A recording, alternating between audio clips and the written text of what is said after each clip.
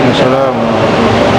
Alhamdulillah, alhamdulillahilladzi nahmaduhu wa nasta'inuhu wa nastaghfiruh wa na'udzu billahi min shururi anfusina wa min sayyiati a'malina.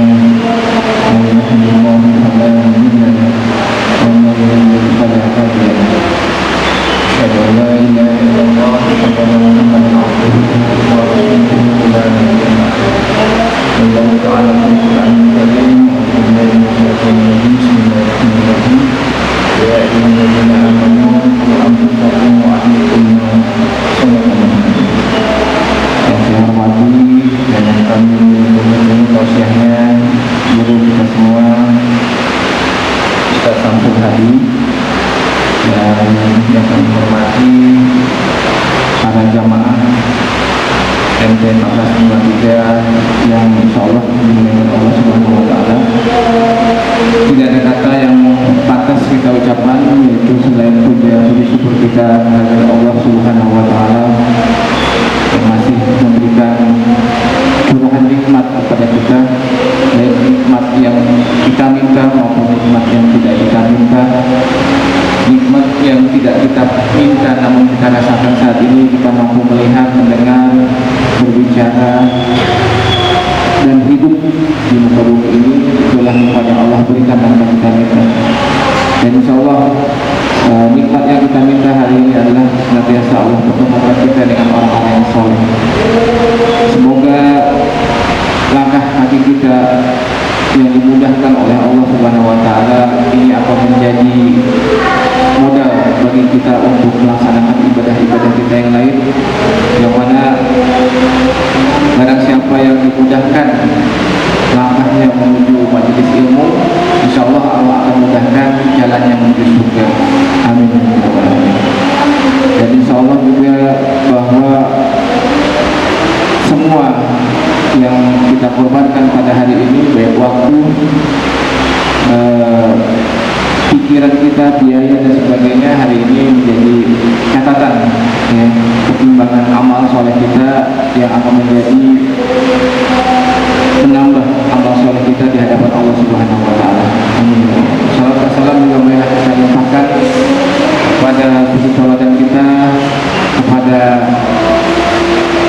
uswatun hasanah kita bagi Nabi Muhammad sallallahu alaihi wasallam, yang mana senantiasa kita membayangkan bahwa kita akan bertemu dengan beliau dan dipertemukan dengan beliau, dan berharap kelak beliau mengakui kita sebagai umatnya, dan tidak ada kebahagiaan bagi kita akan kita bersama-sama beliau masuk di jannah. Amin. Juga kepada para sahabat, para keluarga dan para pengikutnya yang setia ittiba kepadanya dan mengikuti sunnah-sunnahnya ila yaumil akhir. Baiklah para sahabat sekalian, kita buka acara kajian pada Sabtu tanggal 22 Agustus 2020, yang mana kita berada di awal-awal bulan Muharram 1442 Hijriah. Insyaallah semangat hijrah, semangat untuk senantiasa meningkatkan kualitas diri kita dari yang kurang baik menjadi lebih baik, menjadi semangat di bulan Muharram ini. Dan alhamdulillah untuk tema kajian kali ini, insyaallah kita mengambil tema yang berjudul Mengapa Islam. Ini menjadi pertanyaan yang sekaligus menjadi kekuatan bagi jawaban-jawaban yang mungkin nantinya telah menjadi trigger, menjadi pemicu kita untuk beramal. Ya, begitu baiklah kita buka acara kali ini dengan sama-sama kita baca basmalah. Bismillahirrahmanirrahim. Pada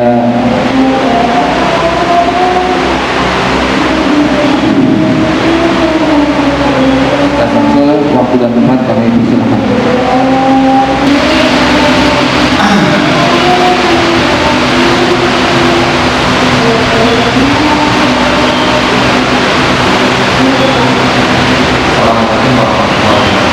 Waalaikumsalam warahmatullahi wabarakatuh.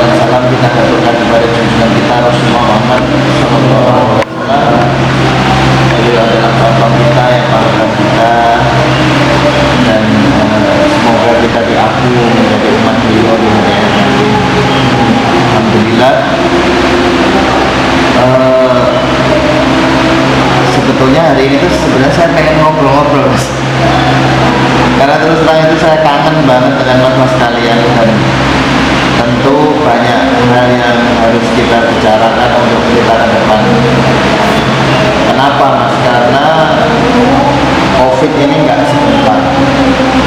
COVID ini paling tidak sekitar 3-4 tahun. Dan para ahli mengatakan bahwa vaksin itu tidak akan menyelesaikan masalah. Justru vaksin itu nanti akan menimbulkan masalah. Maksudnya adalah masalah baru yang kemudian tidak serta-merta menyelesaikan masalah ini. Nah, oleh karena itu, karena COVID ini lama mas, 3-4 tahun ya, ini prediksi minimal bisa lebih dan kemungkinan nggak bisa kurang, bisa lebih dan kemungkinan nggak bisa kurang. Nah, oleh karena itu seharusnya ini dengan adanya COVID ini kita merubah segala macam sesuatu mas, bukan kembali lagi ke dulu dengan modifikasi ya, bukan kembali yang ke dulu dengan modifikasi, tapi melakukan sesuatu dengan cara yang baru.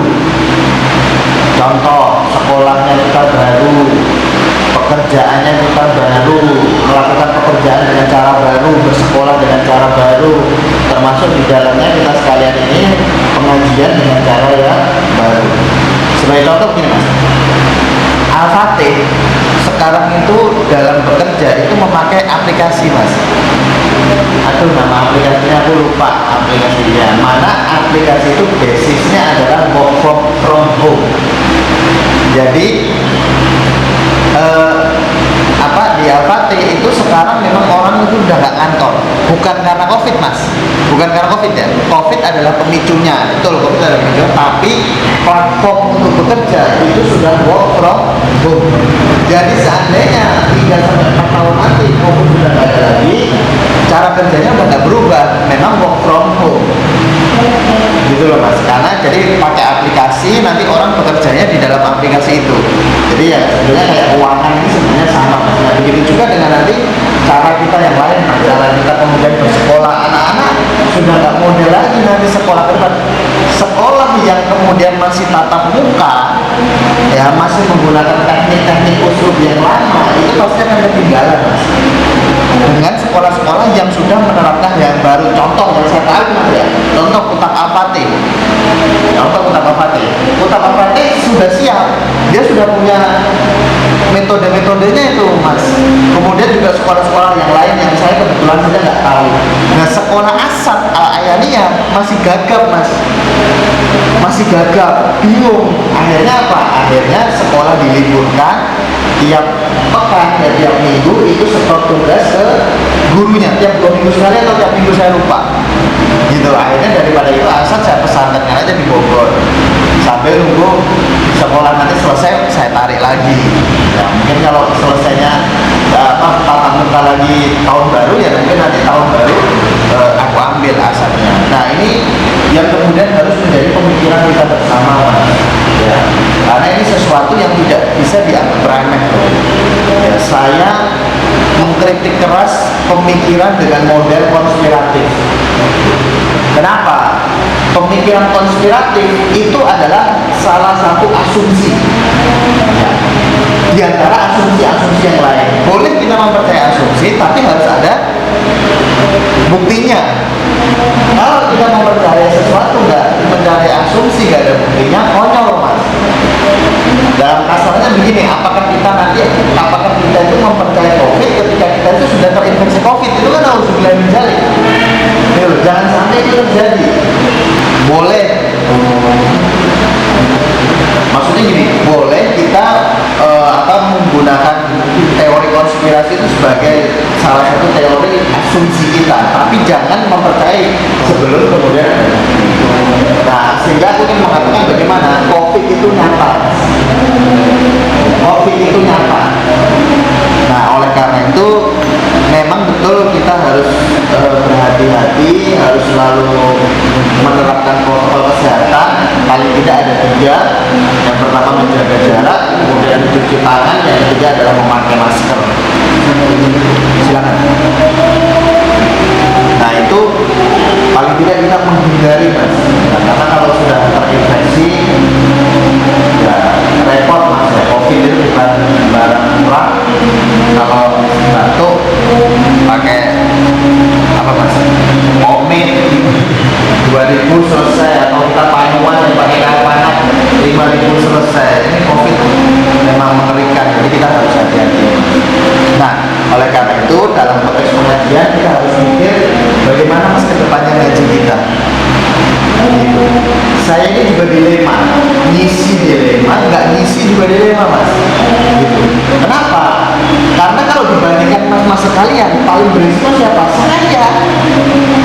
saya ini nggak pernah libur kantor mas dari pertama kali COVID.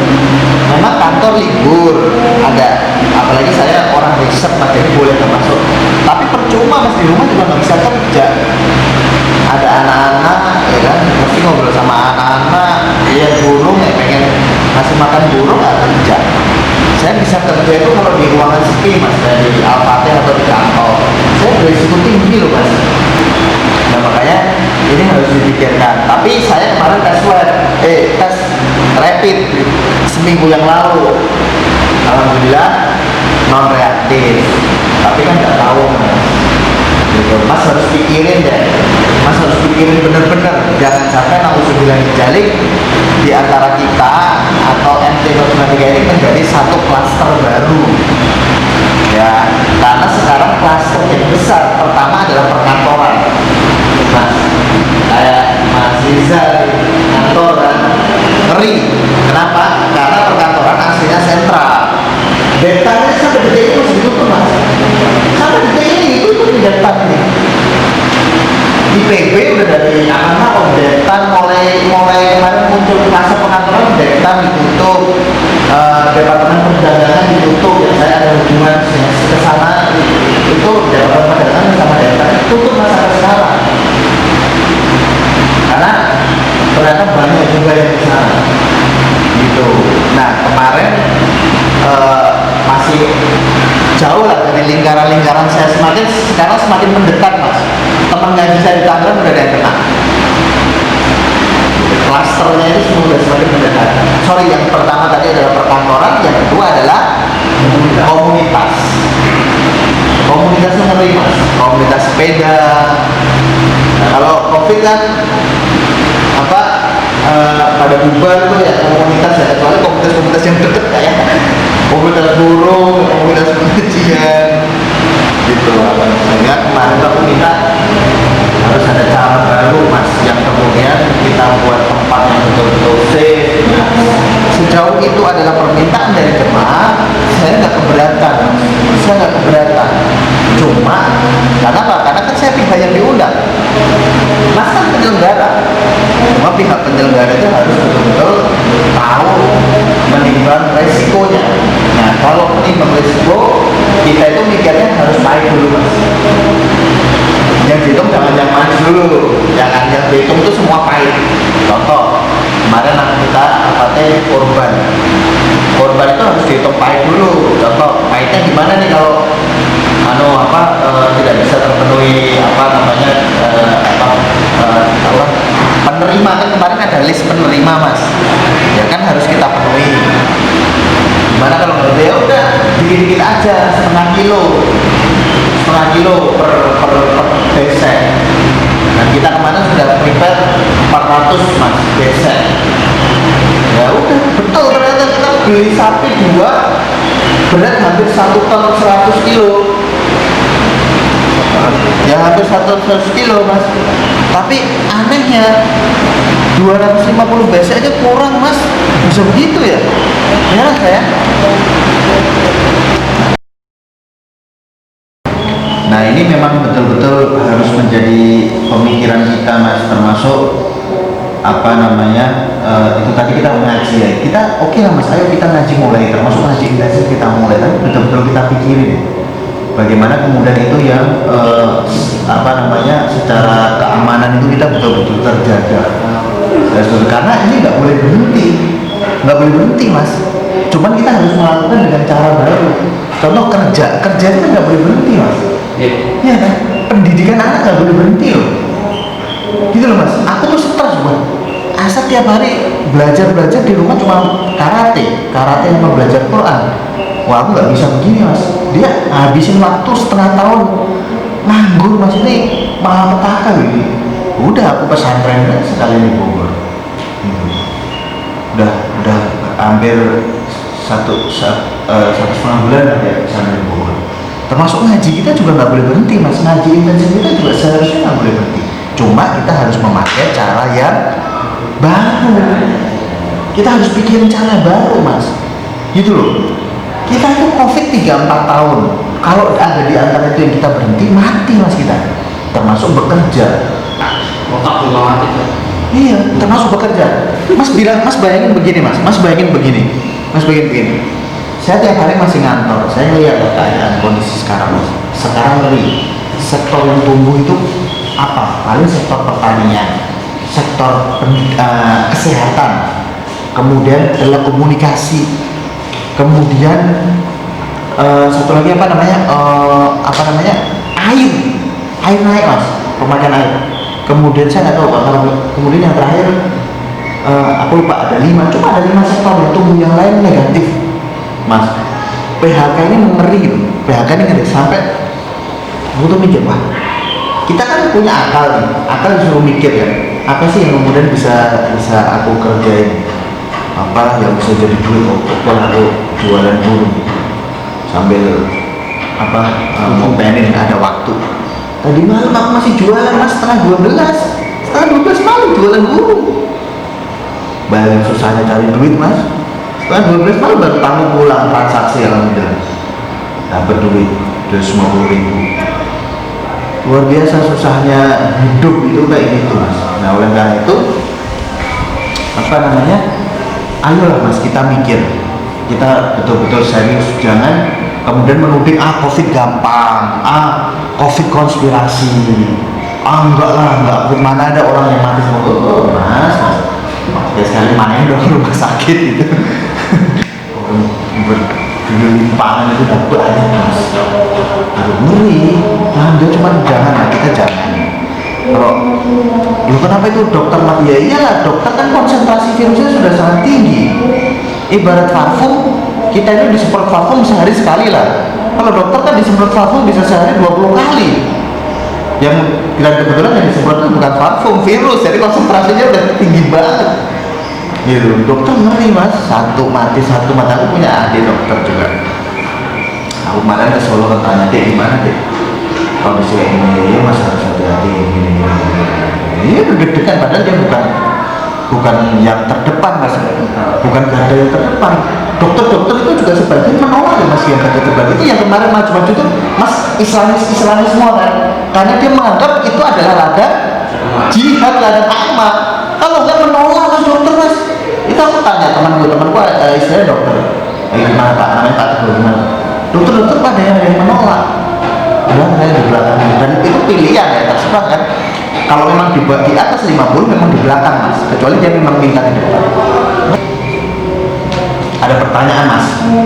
Ya, tadi kebetulan di awal bahwa yang tidak mau Mas Panca gak di sini? Teknologi itu akan apa? Pendidikan yang tidak menyesuaikan diri itu tidak adaptif lah, kan ya, mati. Kalau pondok gimana? Kan tidak online, tidak daring. Beda dong. Pondok itu jadi gini Mas, pendidikan itu lucu. Ada satu jenis pendidikan yang ini merupakan toriko Mas. Toriko ini, sorry saya ngomong bahasa kita ya. Apa itu toriko? Toriko itu sesuatu yang menjamin keberhasilan. Itu toriko. Jadi ada satu model pendidikan yang menjamin keberhasilan. Apa? Halakoh dalam bahasa lain. Dalam bahasa lain apa? Liko. Dalam bahasa lain apa? Mulazamah. Apa? Ya kayak gini. Ini model pendidikan dari zaman Nabi sampai nanti zaman hari kiamat, yang tidak mungkin akan berubah, yang efektivitasnya tidak mungkin dilakukan lagi. Kayak gini Mas. Ini tuh kita metode pendidikan zaman Nabi. Nah, termasuk di dalamnya adalah di pondok, ngajar di pondok itu tidak tergantikan Mas. Aku sudah tes di mana-mana. Ya, kita ngaji, kita nggak usah ngaji lah, kita belajar matematika dengan guru. Paling indah metode kayak gini Mas. Aku tuh kan hobi banget matematika dulu. Ya, ikut Primagama.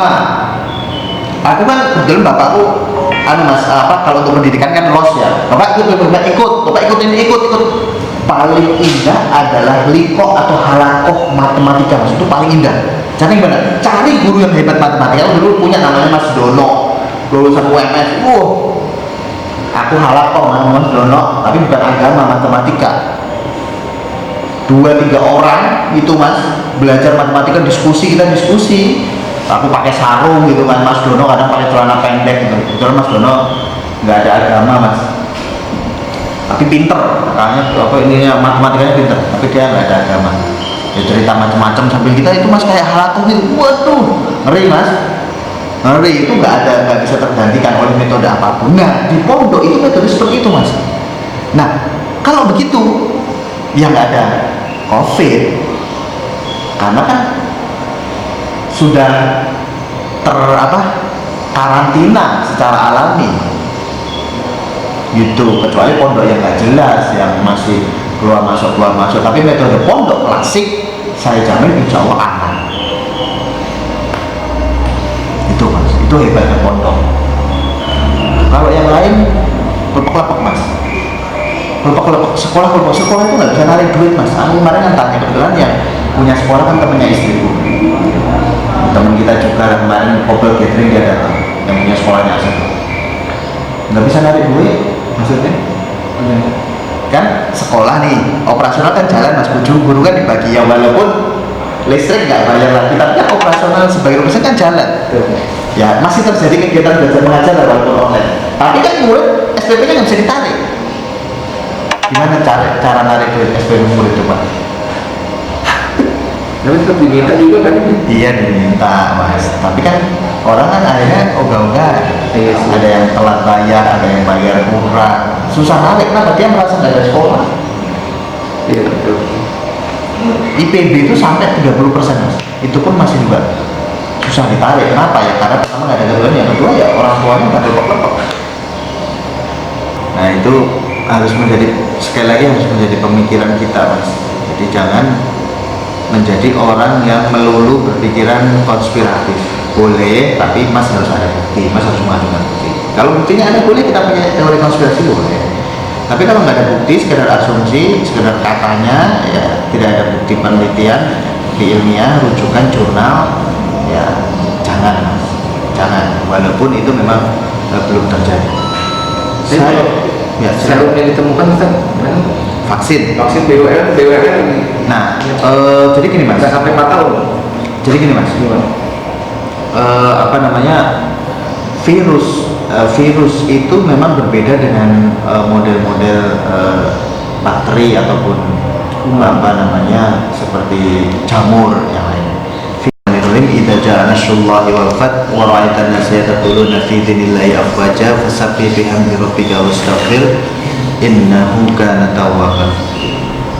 Idza ja'a, apabila telah datang nasrullah, pertolongan Allah, nasrullah, pertolongan Allah. Ya ini mubtada khobar mas kalau dalam bahasa Arab. Maksudnya apa? Nasrullah yang dinamakan pertolongan itu pasti dari Allah. Ya ini jadi hakikatnya begini, kalau kita jatuh ada yang nolong. Orang itu mau nolong kita itu bukan karena kita. Ya. Orang itu mau nolong kita karena dia digerakkan oleh Allah. Kalau nggak ada yang menggerakkan Allah, orang nggak akan nolong kita. Gitu. Ya, ini yang harus menjadi keyakinan kita. Jadi jangan sempat atau jangan mau untuk bergantung kepada selain Allah. Dalam hal ini adalah manusia. Kenapa? Kecewa nanti. Mas butuh duit, minta utang, nggak dikasih, perasaan gimana? Kecewa karena mas menggantungkan harapan kepada manusia, bukan Allah. Jadi seandainya kalau ada orang itu ngutangi, memang di dalam hati mas, memang orang itu ngutangi, tapi yang menggerakkan dia untuk ngutangi adalah dari Allah. Ya, idza ada nasrullah, apabila telah datang nasrullah, pertolongan Allah, wal fath, dan itu adalah kemenangan. Fath itu adalah kemenangan, dari kata fatah. Fatah itu membuka. Ya, fatah itu membuka, futuh itu pembukaan, fatih. Ya, anaknya Mas Koko. Fatih adalah yang membuka, isim fa'il.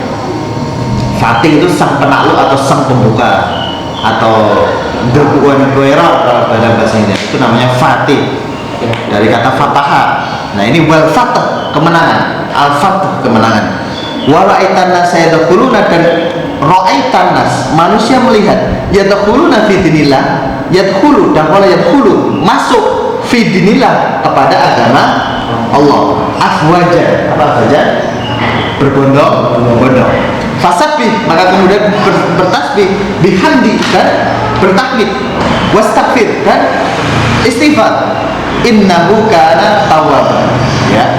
Jadi maksudnya gini Mas. Jadi apa yang kemudian dimaksudkan di dalam surat An-Nasr ini adalah gambaran yang diberikan oleh Allah Subhanahu wa taala pada peristiwa Futuh Mekah. Nah, jadi saya katakan begini Mas. Pada saat itu ketika tahun 622 itu terjadi peristiwa hijrah. Ya, peristiwa hijrah, dan ini menjadi perdebatan di kalangan ahli sejarah ya. Sebetulnya hijrah itu sekarang ya di bulan Muharram atau bulan Safar, tapi kita nggak bahas itu. Jadi saya cuma ngomong Mas, pada saat itu terjadi peristiwa hijrah. Kenapa hijrah? Karena pada saat itu umat Islam ini ditekan, jadi intimidasi di dalam kota Mekah. Ya, termasuk puncaknya terjadi peristiwa persekongkolan untuk membunuh Rasulullah SAW. Ya, ketika itu mereka musyawarah atau di sebuah tempat yang dinamakan Darul Nadwa. Nah, akhirnya kan dibocorkan oleh Jibril ngomong sama Nabi Muhammad. Nah, Nabi Muhammad kan ngomong akhirnya kepada para sahabatnya, akhirnya kemudian Ali bersedia untuk tidur. Nah, itu kan peristiwa hijrah kan. Akhirnya kemudian terjadi peristiwa hijrah itu tahun 622 Mas. Ya, terjadi peristiwa hijrah tahun 622 Masehi. Akhirnya Nabi Muhammad dan kemudian rombongan ini berjalan menuju Yasrib, sekitar kalau saya nggak salah sekitar 350 km dari kota Mekah. Dulu namanya Yasrib. Nah, akhirnya Rasul masuk dirubah namanya menjadi Al-Madinah atau Rasul, atau kotanya Al-Madinah itu namanya, artinya di dalam bahasa adalah kota Rasul. Jadi kotanya Rasul, atau orang sekarang menamakan itu adalah kota Madinah. Rasul masuk ke dalam. Nah, lo kenapa Madinah bisa dijadikan sebagai tujuan hijrah? Karena sebelumnya Rasul sudah mengutus seorang namanya Mus'ab bin Umair untuk mengislamkan penduduk Madinah. Jadi sebelumnya itu penduduk Madinah belum berislam, ini diutus Mus'ab, alhamdulillah menerima, walaupun tidak semua Mas ya, tetapi mereka menerima rombongan Rasul untuk kemudian jalan ke Madinah. Maaf Mas ya, sana ya, singkat kata cerita aja Mas ya, terjadi peristiwa pembukaan kota Mekah. Pembukaan kota Mekah itu bagaimana? Rombongan Rasul 10.000 orang itu jalan dari Madinah ke Mekah. Akhirnya kota Mekah itu terbuka Mas. Ya, kota Mekah terbuka itu tahun 630. Jadi pada saat itu Rasul itu sekitar 8 tahun di Madinah. Akhirnya kemudian kota Mekah terbuka. Nah, ketika kota Mekah terbuka, setelah itu muncul haji wada, yaitu sekitar tahun 632 lah. Sekitar tahun 632 haji wada, turunlah ayat ini. Idza jaa nasrullahi wal fath, ketika datang pertolongan Allah wal fath dan wa ra'aitan nas sayadkhuluna fi dinillahi afwaja, maka kemudian kamu lihat orang-orang itu akan berbondong-bondong masuk Islam. Pertanyaannya, kenapa orang masuk Islam berbondong-bondong? Kenapa Mas? Ya, kenapa? Kenapa orang Islamnya nggak di Madinah berbondong-bondong?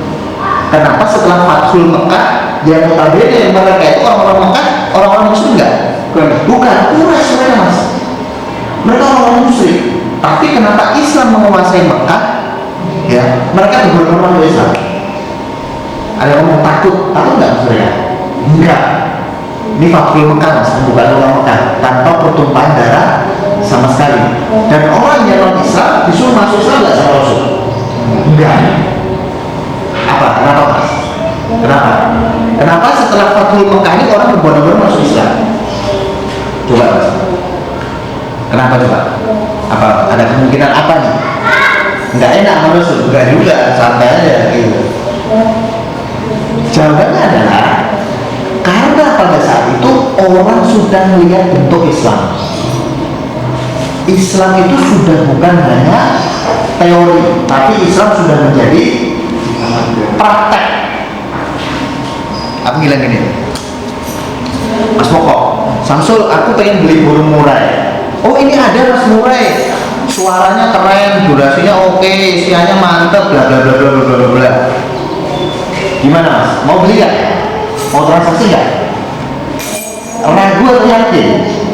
Nah, lebih yakin mana kalau burungnya aku kasih pantau di Mas Moko? Barangnya ada. Lebih parah. Makanya di Durian Buruk ada PJP mas, pantau cocok bayar. Otomatis gitu. Kenapa?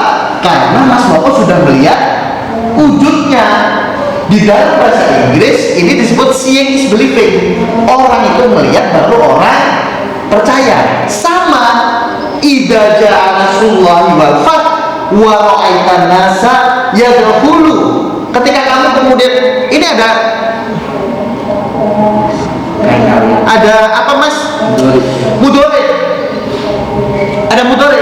Jadi ketika orang melihat Islam, orang itu berbondong-bondong. Dan bondong-bondongnya nggak saat itu, terus ngalir. Karena dia pakai fi'il mudhari, ya dahuluna. Gitu. Kenapa? Orang sudah melihat bentuk Islam.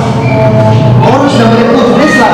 Dan ketika melihat wujud Islam, bentuk Islam, orang menjadi senang, yakin.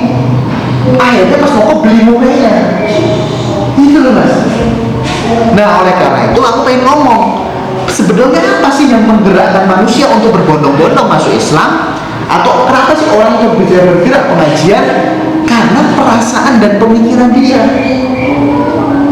Gitu loh mas, gak cuma pemikiran doang, tapi perasaannya dapat, pemikirannya juga dapat. Contoh, aku masih contoh gini, Islam tuh begini, Islam tuh indah gini. Yang bawa aku mendakwakan kepada Mas Budi, aku punya utang sama Mas Budi. Pemikirannya dapat nggak mas? Dapat.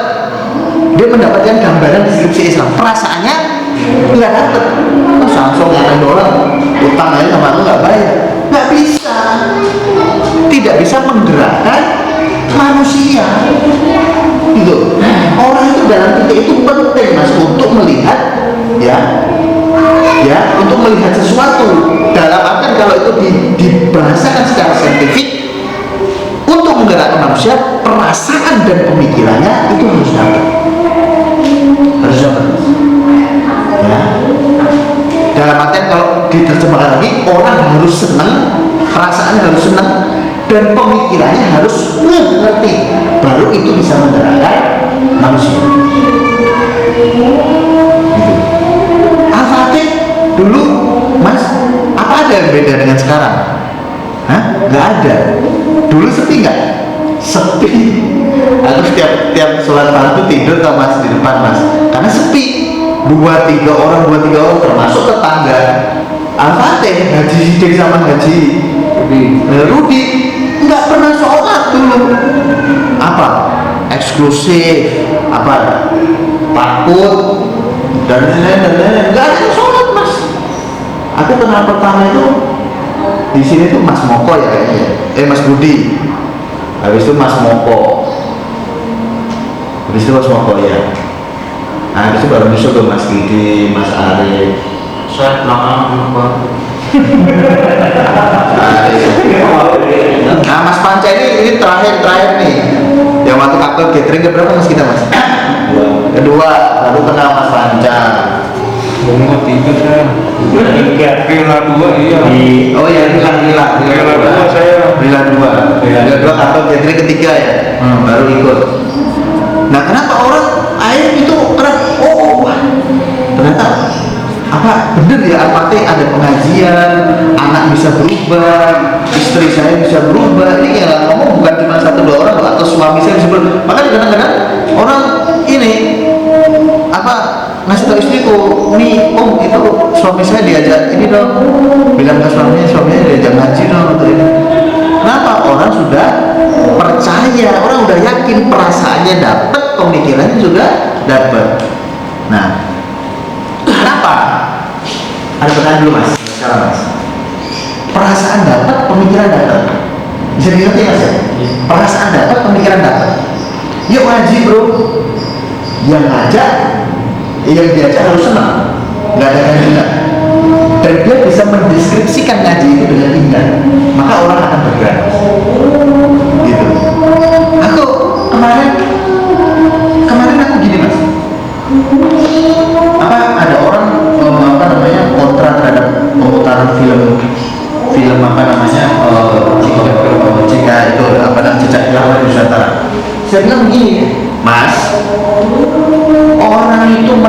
film Jejak Kiamat Nusantara itu menolak kontennya, ya, konten isi filmnya, atau menolak sampean sebagai pendeliver film itu kepada orang, itu harus dilihat.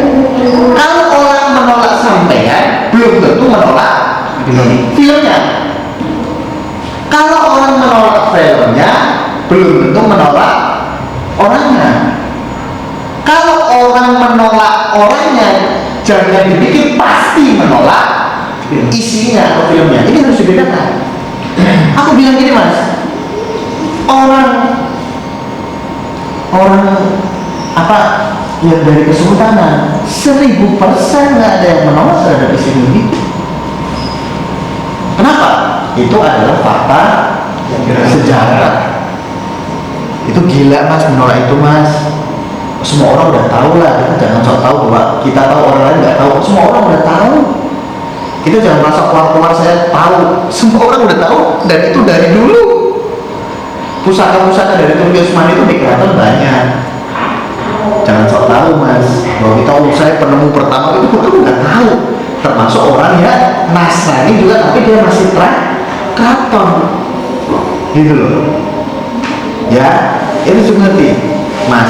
Tetapi kemudian tidak, dalam proses kreatifnya itu tidak melibatkan orang-orang, dan kemudian justru mencatut orang-orang seolah dilibatkan dalam proses kreatif itu membuat orang itu menjadi tidak simpatik, tidak suka, sehingga perasaannya terluka, seolah-olah dia menolak isi film itu, tapi sebenarnya dia menolak sang pendeliver film itu.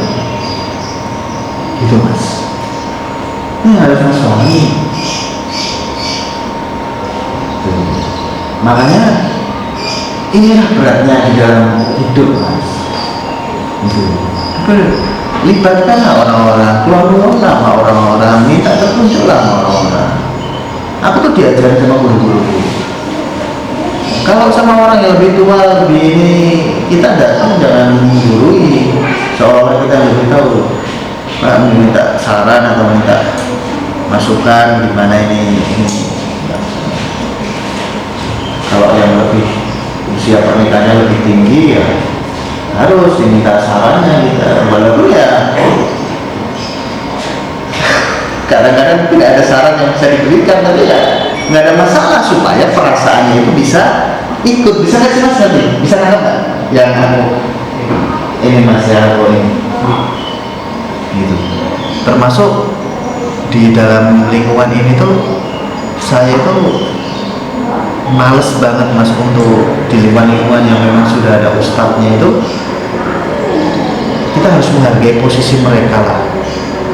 Contoh kalau ada kajian ya mereka diundang dulu, atau ada kajian di rumah kita ya paling nggak mereka sebagai tamu kehormatan apa. Jangan seolah-olah kita seolah udah punya ustadz dari luar dan mereka diberi, itu perasaan bagi mereka itu nggak enak tau mas. Gitu mas. Ya. Masa itu nggak enak. Kemarin aku bilang suruh ada acara apa namanya milad keluarga ya. Aku disuruh ngomong juga kasih enggak. Di situ ada ustadz-ustadz yang lain. Perasaan mereka itu bisa terluka. Sebenarnya itu bukan masalah sepele. Ya. Tapi kalau kita mau menggerakkan orang, perasaan dan pemikiran itu harus datang. Dulu sebelum COVID mas ada pengajian Ahad pagi, aku selalu datang. Insya Allah aku selalu datang. Selalu datang, yang isi usulnya aku datang. Bawa teh, bawa makanan. Supaya apa? Supaya ya orang tahu gitu loh. Gitu loh. Aku tuh di sini bukan untuk apa-apa. Aku mau gabung aja di sini. Ada pertanyaan mas? Nah, termasuk nyuruh anak loh. Ayo nak ngaji. Kontennya betul nggak? Betul. Pemikirannya betul nggak? Delivernya betul nggak? Salah. Perasaannya terluka atau enggak? Terluka. Orang akan bergerak? Akan bergerak. Betul, kamu betul, yang disuruh betul. Nyuruh ngaji itu betul, tapi caranya nggak begitu. Banyak mas jemaah itu datang ke saya loh, mas main ke tempat saya loh, pakai celana pendek. Aku singgung nggak? Hah? Aku sindir nggak, menurut Mas? Hah? Enggak. Aku sindir nggak? Enggak. Kenapa nggak aku sindir? Ya karena pemahamannya baru sampai segitu. Udah biarin aja. Nanti suatu saat yang aku dorong supaya dia itu harus ngaji. Kalau ngaji, insya Allah nanti pemikirannya mau berubah. Nggak usah aku sindir, udah biarin aja. Kayak film isi Pak Iqbal sama Paula Verhoeven. Kurang ajar nggak Paula Verhoeven kalau dipikir? Ya kurang ajar, boyong pakai kerudung atau gimana gitu. Mana mukanya kan cantik apa sih?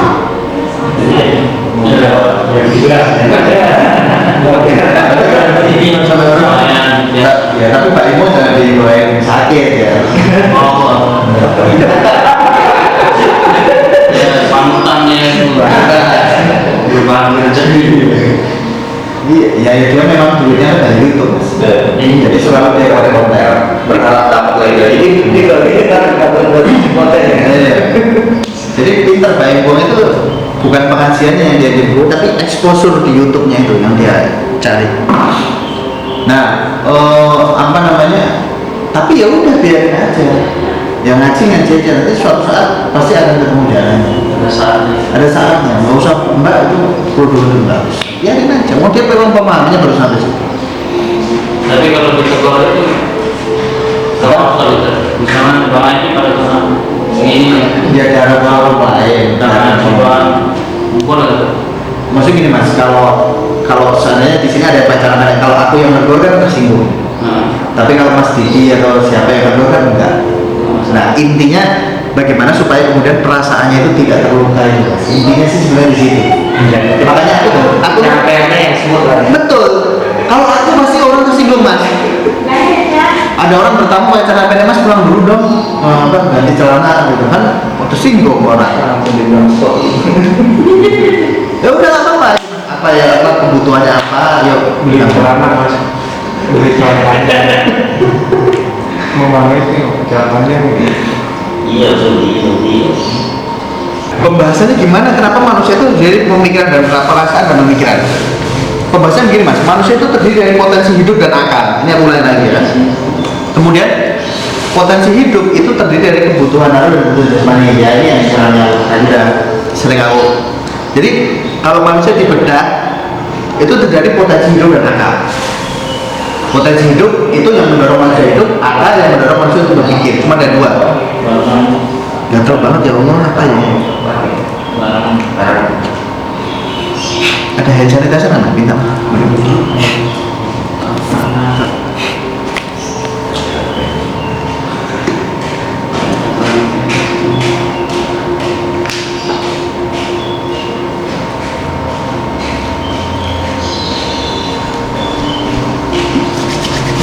Nah, jadi kalau manusia dibedah itu selalu ada di dalam diri itu potensi hidup dan akal. Ini bahasan kita mas, cuma diapalin aja lah.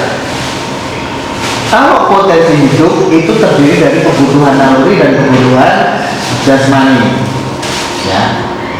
Ya, bedanya apa? Kalau kebutuhan naluri langsung dari luar, jika tidak dipenuhi tidak mati. Kalau kebutuhan jasmani langsung dari dalam, jika tidak dipenuhi akan mati. Potensi hidup, nanti aku jelasin mas, masalah yang dirawat itu begini. Nah, di dalam potensi hidup itu ada pada setiap makhluk hidup. Ya, di dalam potensi hidup itu ada setiap makhluk termasuk di dalam hewan. Kalau akal hanya ada pada manusia. Mungkin nggak manusia itu tanpa potensi hidup? Mungkin nggak? Nggak mungkin. Mungkin nggak manusia tanpa akal? Nggak mungkin. Dia udah bukan manusia normal lagi, dia udah jadi orang gila. Ya. Nah, kebutuhan naluri dan kebutuhan jasmani realitasnya ada. Realitasnya memang ada realitasnya mas. Tapi nampak nggak? Nggak nampak. Mas Didi apa namanya lapar. Kenapa lapar? Mukanya jadi merah kan enggak? Atau Mas Moko marah kenapa? Kan yang diceritakan di film-film mukanya jadi merah. Enggak, orang marah. Kalau aku yang nggak bisa merah, mukanya hitam, mau marah, mau senang ya mukanya hitam aja. Mas Didi kalau lapar kelihatan. Atau Mas Budi lagi mau mas naik kenapa? Love ya, dulu kayak di film-film itu, itu cinta enggak lah. Orang namanya cinta benci itu ya diem aja. realitasnya ada. Nah, munculnya ketika ada rangsangan. Dia itu ada, tapi munculnya kalau ada rangsangan. Kalau ada rangsangan muncul nggak? Enggak. Walaupun ada, tapi dia nggak muncul, mas. Contoh tiba-tiba marah, mungkin nggak? Enggak. Atau tiba-tiba lapar, enggak lah. Nggak mungkin orang tiba-tiba lapar. Dia mungkin belum makan, udah beraktivitas, ya wajar lapar. Atau tiba-tiba senang, tawa-tawa enggak apa saja. Nah, dia muncul ada rangsangan. Jika ada rangsangan, hasil kebutuhan naluri dan kebutuhan jasmani kalau dengan rangsangan muncul perasaan. Itu artinya apa? Jadi karena ada perasaan marah, karena ada rangsangan. Ada perasaan sedih, karena ada rangsangan. Ada perasaan ingin ke toilet, karena ada rangsangan. Ada perasaan lapar, karena ada rangsangan. Kenapa ada rangsangan mengantuk? Kenapa mengantuk? Karena ada rangsangan. Nah, muncul perasaan semuanya. Jadi ingat mas, perasaan itu muncul karena potensi hidup ada rangsangan. Cuma bedanya kalau kebutuhan naluri rangsangannya dari dalam. Kalau kebutuhan naluri rangsangannya dari luar. Udah selesai mas. Jadi contoh nih, istri kita ngambek nih. Kita tanyain dong, ngambeknya kenapa Mi? Ngambeknya kenapa Iya kan? Karena pasti ada rangsangan. Oh, pengen diajak ke Antam. Oh, ikan pasangan. Jual beli lokal mulia. Samsul kenapa cemberut? Katanya diajak ke toko atau ke pasar burung kalau sederhana aja. Istri kadang-kadang pengen kalau temat, bukan kalau tematnya bro, dompetnya itu loh bro. Kalau sekedar kalau temat itu gampang ya, modal parkir, skor parkir 6.000 beres. Dompetnya itu bro yang berat. Nah, intinya dia muncul perasaan kalau kemudian ada rangsangan. Perasaan ini adalah merupakan dorongan yang harus dipenuhi, ya. Jadi perasaan itu harus dipenuhi mas. Balik lagi, walaupun dalam kebutuhan naluri tidak dipenuhi, tidak mati, tapi harus dipenuhi. Harus dipenuhi. Kenapa harus dipenuhi? Kalau nggak dipenuhi, jadi uring-uringan. Jadi kalau masih diuring-uringan itu ada yang belum dipenuhi. Marah-marah mulu, ya nyetel mereng, ya kan? Sensi dan lain-lain, belum tersalurkan, makanya belum kenyang, pengen sesuatu nggak bisa beli, itu kita uring-uringan loh mas. Pengen sesuatu nih nggak bisa beli, ya cuma jenut gitu kan. Jadi kadang-kadang nggak terpenuhi. Kalau saat itu, kalau kita janjiin, dek besok kita mau ke Bogor, itu udah nggak bisa tidur mas. Udah susah tidur, bulan-bulan. Kenapa? Belum terpenuhi. Ada rasa, harusnya nggak usah ngomong. Ya besok mau berangkat. Nah dek, hari ini kita mau ke Bogor, udah normal deh. Rata-rata gitu ya. Ya karena kepikiran mas, ada rasa aja. Gitu. Jadi nggak mungkin kalau nggak ada rasa. Oleh karena itu harus dipenuhi. Kalau dipenuhi ya bisa stres, bisa ya. Nah saya minta mas, perasaan yang muncul dari kebutuhan naluri walaupun tidak dipenuhi, tidak mati, ini harus sesuatu yang harus diperhatikan. Kenapa? Karena permasalahan hidup kita kebanyakan atau sebagian besar ini dari kebutuhan naluri yang tidak terpenuhi. Contoh, permasalahan rumah tangga saya, kebutuhan naluri atau kebutuhan jasmani yang tidak terpenuhi? Hah? Apa mas? Naluri? Iya dong. Makan cukup nggak? Cukup. Tidur cukup nggak? Cukup. Ke toilet cukup nggak? Cukup. Yang lainnya itu kan kebutuhan naluri. Kebutuhan jasmani nggak terpenuhi di rumah tangga saya mas. Permasalahan di MT mama. Permasalahan pemenuhan kebutuhan naluri atau kebutuhan jasmani? Naluri. Ya sama semua permasalahan kebutuhan naluri dan kebutuhan jasmani mah kita udah selesai semua. Nggak mungkin ada antara kita ada yang kurang makan, itu nggak mungkin. Dan lain-lain dan lain-lain.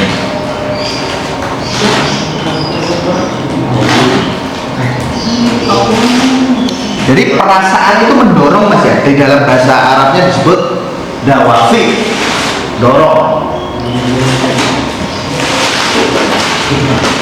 Dorongan itu dari kata dafi atau apa ini dafi itu sebenarnya bukan dorongan. Kalau di bahasa Inggris itu defense apa? Dafi ya, artinya sebetulnya menahan, bertahan. Ya tapi ya defender itu dorong juga mas. Dorong. Defense itu berasal dari bahasa Arab, dari kata dawafi, diva. Makanya kalau jihad itu ada dua, ada jihad ofensif dan jihad defensif. Jihad defensif itu disebut jihad diva. Jamaknya adalah dorongan. Nah jadi perasaan itu harus sebenarnya nggak harus, karena itu merupakan dorongan. Nah perasaan ini dorongan yang harus diberi walaupun pasalnya muncul dari kebutuhan naluri dari berat tidak mati. Karena mempunyai akal, manusia akan berpikir yang outputnya adalah pemikiran. Ini dalam konteks manusia. Kalau ini dalam konteks, nah ini perasaan mas. Jika ada rasa muncul, nah perasaan ini adalah dorongan dawafi yang harus dipenuhi walaupun perasaan yang muncul dari kebutuhan naluri ini jika tidak mati. Karena mempunyai akal, manusia akan selalu berpikir yang outputnya adalah pemikiran. Ini dalam larinya dalam konteks manusia. Kalau tadi perasaan ada pada hewan juga mas, tapi ini khusus dalam manusia. Manusia berpikir tentang alternatif apa saja yang dapat memuaskan dorongan. Gini loh mas, ini potensi hidup. Di dalam potensi hidup kan ada potensi hidup, ada rangsana, muncul perasaan dalam konteks perbuatan dia mendorong. Itu yang disebut dawafi atau dorongan. Ya. Itu dorongan, udah selesai. Ini ada pada manusia, ada pada hewan. Nah, dalam konteks manusia punya akal sehingga dia bisa berpikir. Kalau di dalam hewan, dawafinya A, harus perbuatannya A. Dia pengen kawin, ya kawin, udah selesai. Tapi kalau manusia, ciri khas manusia, dia punya alternatif untuk memenuhi dorongan atau dawafi. Alternatif untuk memenuhi dorongan. Contoh, makan apa, makan dari mana, itu ciri khas manusia mas. Kalau hewan nggak ada kayak gitu. Itu ciri khas manusia. Dia punya alternatif untuk memenuhi dorongan. Alternatif untuk memenuhi dorongan ini disebut kecenderungan atau muyul. Kalau pemikirannya bagus, muyulnya atau kecenderungannya pasti bagus. Contoh, aku pengen nikah. Ini kan dorongan mas yang muncul dari perasaan. Muyulnya itu pasti 100% bagus, nggak ada pilihan yang jelek. Pacaran itu nggak ada, pasti semua positif semua. Kalau kita pilihannya 1-10 ada 1-2 itu yang masih jelek, berarti pemikiran kita belum bagus. Atau nanti dalam kajian kita yang lebih jauh itu disebut apa namanya sahsia goiru mutamayyiz. Jadi kepribadian yang masih campur aduk tuh gitu, dia masih punya pilihan yang jelek walaupun pilihannya yang lain bagus dan dia ambil pilihan yang bagus. Kalau pemikiran sudah akidahnya Islam, pasti semua pilihannya adalah bagus, nggak terpikir untuk melakukan satu perbuatan yang jelek. Itu mas maksudnya. Nah, kalau kemudian muyulnya itu dieksekusi, kan dia harus milih di salah satu nih, alternatif nih. Oke, saya milih salah satu. Inilah yang disebut perbuatan. Paham nggak mas? Boleh pikir dulu mas, paham nggak? Jadi kalau makan, alternatif makan di sini, makan ini, makannya dapat dari ini, dari maling, dari nyolong, itu disebut muyul, itu kecenderungan. Itu penting mas kecenderungan. Nanti habis ini nanti mas, walaupun kelihatan pembahasan sederhana, nanti kalau dalam konteks anak dan orang tua ini muyul ini penting banget. Jangan sampai anak itu masuk muyul yang buruk. Karena kalau sampai dia hilaf, dia akan memilih salah satu alternatif yang buruk untuk memenuhi dorongan dia, untuk memenuhi kebutuhan lalu dan kebutuhan jasmani. Ini ngeri, Pak. Ini ngeri. Ini ngeri. Sehingga ada orang bilang, ada orang komplain ke saya, Ustaz, anak saya ngaji di Al-Fatih, ikut gini, tapi dia begini. Ya iyalah. Maksud dia protes gitu loh, Mas. Kalau aku santai nggak kayak gitu? Ya santai, biasa, wajar. Di dalam muyulnya itu ada masih pilihan-pilihan yang buruk.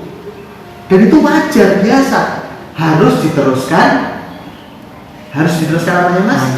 Ngajinya. Proses ngajinya harus diteruskan. Sehingga orang itu tidak punya alternatif yang buruk. Muyulnya itu muyul yang bagus semua. Alternatif itu alternatif bagus semua. Nah, kalau sampai proses ngaji itu berhenti, ya ini yang kiamat. Kiamat itu di sini, Mas. Karena ada muyul pasti yang buruk yang masuk. Ada orang ngaji kepikiran ngambil kredit riba, ya masuk, ya enggak apa-apa. Karena memang ya proses ngaji harus didorong terus. Gitu. Mungkin dia kepepet, Mas. Lalu nggak bisa ngomong. Atau wah banyak, Mas, pemasaran itu banyak banget. Nah, oke. Clear, Mas. Oke, kita lanjutkan. Nah, sekarang kita ngomong yang berhubungan dengan materi ini. Nah, sekarang kita ngomong tentang penggerak manusia. Penggerak manusia berarti pemikiran dan perasaan dan pemikiran. Perasaan dulu atau pemikiran dulu? Perasaan. Hah? Perasaan dulu atau pemikiran dulu? Perasaan dulu. Karena kan awalnya kan manusia terdiri dari potensi hidup kemudian ada rangsangan muncul perasaan ini akan melahirkan dorongan baru dipikirin apa saja alternatif yang akan memenuhi dorongan itu. Nah, kumpulan alternatif inilah disebut muyul atau kecenderungan. Jadi kalau orang muyulnya udah bagus, kecenderungan udah bagus, apapun yang dipilihnya pasti bagus. Cuma beda pilihan aja, pisang, rendang, itu kan sama-sama bagus, atau pecel, cuma beda pilihan aja. Jangan sampai dia makan babi gitu loh, Mas. Gitu loh. Contoh dengan istri mau diajak ngaji, ya mau dideketin, ya mau dinasehatin, mau lebih didengerin, diturutin maunya, itu bagus, asal jangan dicerai. Gitu loh, Mas. Nanti gak sih? Kecuali melakukan satu kemaksiatan yang nyata, ya itu baru dicerai, karena memang solusinya itu. Tapi kalau selama itu jangan dicerai. Jangan sampai punya pikiran itu gitu loh, Mas. Karena ada orang datang gampang banget apa dicerai. Muyul, Mas, ada problem. Seolah itu adalah satu hal yang bagus. Kalau aku tuh nggak kepikiran, Mas. Karena ya alhamdulillah aku masih dalam proses ngaji terus. Gitu loh. Ya kecuali istriku ML sama orang dan aku tahu betul ya udah, nggak ada pilihan lain. Itu cerai itu adalah exit, door exit atau emergency exit untuk pernikahan. Tapi kan udah emergency nggak apa-apa, nggak ada masalah. Bukan nggak ada masalah, mungkin masalah ada tapi harus dimiliki. Gitu loh, Mas. Nah, sekarang kita udah jadi perasaan dulu, baru pemikiran. Nah, kalau kita hanya di dalam level yang satu, sama nggak dengan hewan? Sama. Karena hewan punya potensi kehidupan. Hewan juga punya perasaan, tapi hewan nggak punya pemikiran. Makanya hewan itu diancam marah, disayang seneng. Itu data-data aja, Mas. Kalau kita kan dihina nggak selalu serta-merta marah. Kadang kita doakan, kadang kita berpikir, wah, apa mungkin aku tangguh ada yang belum dibayar ya, jadi kalau ketemu marah-marah. Apa mungkin dia uring-uringan tadi malam makannya kurang kenyang gitu kan? memori kan itu yang paling makanya kurang kenyang masih senut-senut gitu. Atau apa mungkin aku menyinggung perasaan dia, masih banyak pilihan mas, masih banyak alternatif, nggak serta-merta karena berdoakan semoga ketemu jalannya, semoga ketemu jalannya. Ya, kita juga nggak bisa untuk konfirmasi kan, marah ya tidak apa-apa. Yang jelas kalau kita marah ya kita level kita, mohon maaf, baru level 1 sama seperti itu. Hewan. Walaupun boleh ada orang marah-marah, tapi kan kita harus berpikir dulu, kita harus memilih alternatif dulu mas. Tidak serta-merta kan kita marah atau marah. Kayak di jalanan itu, duh, goblok kamu, mata apa ya? Kayak MMA aja di jalan. Ya namanya motor jarak cuma 20 cm ya namanya serempetan wajar kan? Wajar lah. Jangan kan yang jaraknya jauh kayak disentul aja kadang-kadang orang bisa tabrak. Balapan nggak ada mas di sirkuit itu orang marah-marah itu nggak ada, kampungan itu jatuh ya jatuh, jalan lagi. Namanya balapan jatuh naik motor, kalau nggak mau jatuh naik becak aja. Nggak ada mas, aku kan dulu hobi nonton motor itu, nggak ada jatuh terus dipukulin gitu kan. Walaupun kadang-kadang dia tahu dia sengaja diambil dijatuhkan kan, kadang-kadang satu tim gitu kan, jalan ini diambil, tapi dia biasa aja berdiri lagi. Ya resiko namanya pertandingan.